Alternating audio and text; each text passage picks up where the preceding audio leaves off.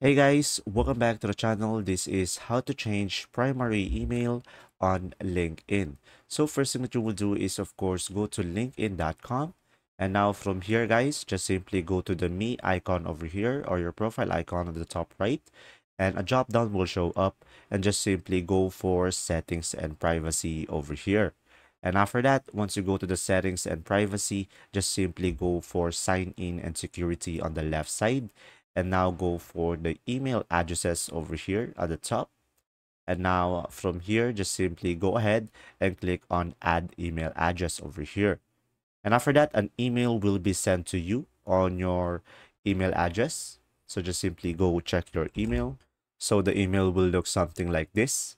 So just simply copy the code and now go back to the LinkedIn and paste it over here and click on submit. And after that, just simply provide your new email address. And now just simply provide your LinkedIn password over here and click on submit.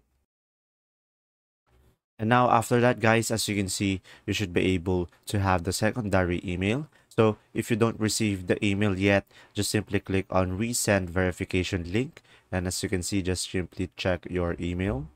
So guys, the email will look something like this. Just simply click on over here to confirm.